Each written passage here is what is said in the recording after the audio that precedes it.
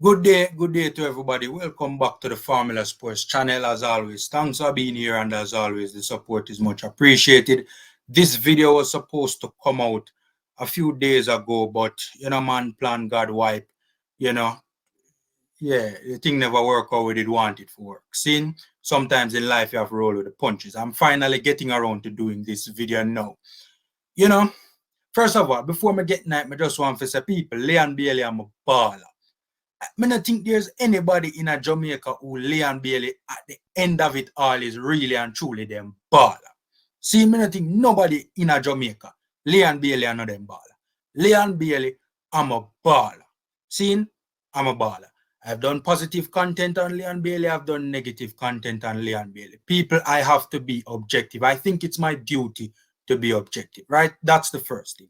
So, sometimes we talk good, sometimes we talk bad, depending on how I genuinely see the situation, right? Second of all, everything what Leon Bailey said in the interview about the JFF are facts. We know from a long time the JFF are crosses. Bailey never tell we nothing new.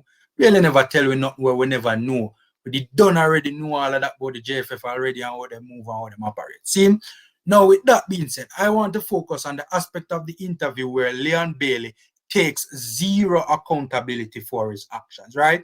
That is what stood out to me in the interview. If memory serves right, the interview was 47 minutes long, going off memory, I stand corrected.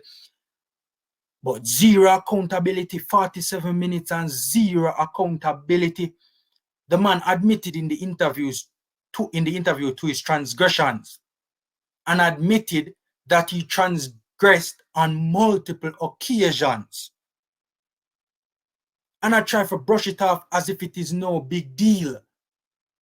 So why is curfew not a big deal within the Jamaican context, but it is a big deal in the Aston Villa context? Because me know say you not break curfew when you're there Aston Villa. The man I try to brush it off as if it is no big deal. It is a big deal. Leon Bailey, curfew for many coaches is very important. A whole heap of time we hear about baller or ballers and coaches having run-ins because of curfew. If it wasn't that important, why so much coach, place so much emphasis on curfew?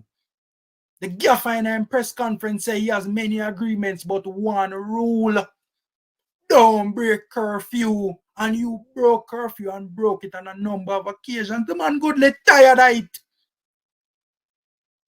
Understandably so. You can't have people just go out as them feel like when them depart international duty or go over or wherever them feel like. Discipline and professionalism is key going forward. The group has to be disciplined and has to be professional going forward if the group, the Reggae Boyz, is going to achieve success. Zero accountability. All no, you can't say, boy, I shouldn't have do it and I shouldn't have I'm sorry. You sit down in an interview, zero accountability. Basically I say, the gaffer, his punishment was harsh. Harsh what? The man goodly tired of the foolishness, brother. You transgress a bag of times, brother. The man tired of it now. Plus, on top of that, not only did you not take accountability, but you're in the interview, I shade the gaffer. I throw shade by your national head team gaffer. And the new coach, I don't want to butcher his name. Is it Hall Grimson? Same name? Mr. Hall Grimson? What the relationship with him? You and him cool? But me and him have a good relationship, except from the little thing when I'm going on with. But then 2 days or 3 days before the list forgot, he might try to get to me. Anyway, I finally pick up the phone and then we start talk. If that wasn't shade, then I don't know what is just the man body language alone. The man a throw shade on him national head team gaffer. The relationship between Hyman Hall Grimson and Leon Bailey more than likely will never be the same. It cannot fully be repaired after that interview. For what? Just because you can't take accountability for your actions. You could have seen in the interview say Leon Bailey was salty. The man salty is like the man I say, yo, who are you for suspend me?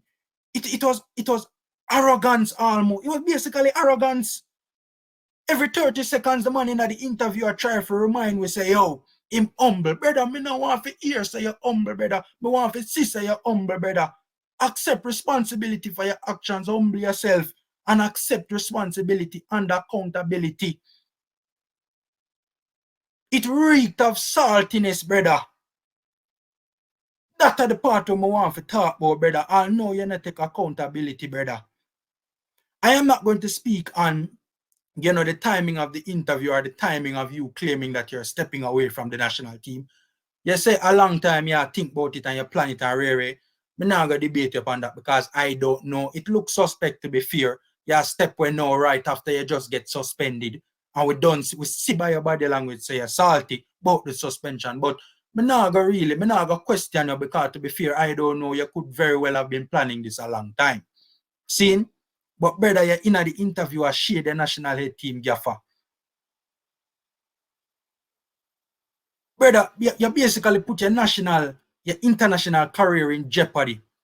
You know how much gaffer would I tell you, said, don't come back in the national setup after an interview like that where you're shading the gaffer. You privately undermined his authority and you publicly undermined the authority of the national head team coach. Zero accountability, Leon Bailey. Come on, Leon Bailey, humble yourself, brother. The second thing we want to talk about, brother. You get 1,000,001 excuses as to why you not play good when you play for the national team. Brother, not the same national team, me see them alright great play in a brother. Not the same pitch them, me see them alright great play in a brother. Not the same unprofessionalism, me see them alright great play in a.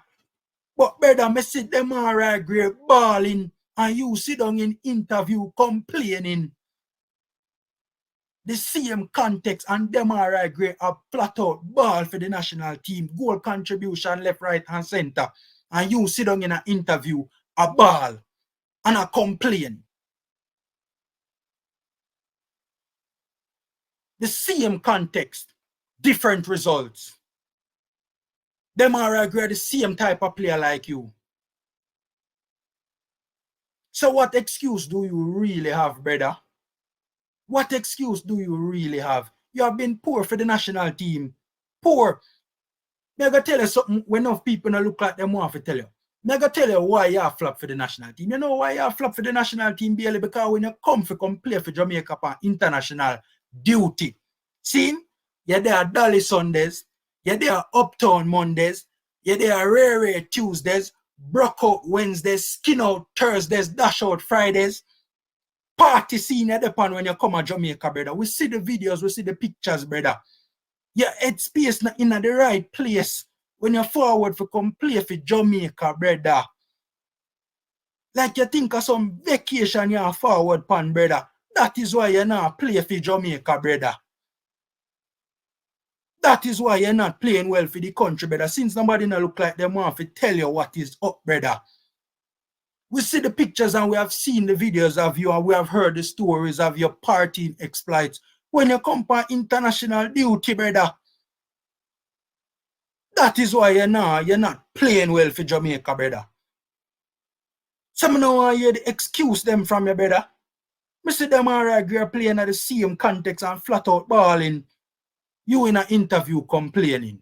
Them alright, you're rolling up on the same pitch them. Brother, I see you go Gold Cup in the United States of America. The pitch them smooth like carpet, brother. And you still not play to how we know you can play, brother. So enough for the excuses, brother. To be honest with you, I don't even know how much of a miss Leon Bailey would be to the national team. He's supposed to be a big miss from a theoretical standpoint. You take he's literally one of the best wingers in the world right now. And you take him out of the Jamaica national team, it's supposed to be a big miss. But, brother, given how poor you have been for the national team, brother, I don't know how much of a big miss it really is. The only perspective I can look on it from and say is a big miss is the fact that, to be fair, after you, there is considerable drop-off in terms of left-footed wingers to provide an inverted option down the right. Especially given the fact that Omari Hutchinson, you know, you know, you might take forever to make film decision. That's the only reason why I say, you know, your absence is a big miss, brother, or will be a big miss. And how you gonna get back in the national team after you're done, you shade your gaffer and undermine him authority privately and publicly? Me no know. Leon Bailey, I might talk about this in another video. I don't think you doing this interview was a very good idea, to be honest with you.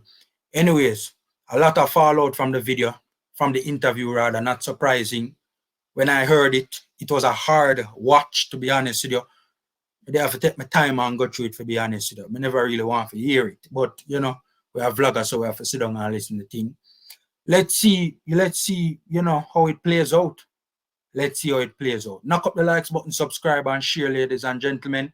Stay safe, take care, and until next time. Hit me up in the comment section. Let me know what you think about the Leon Bailey video.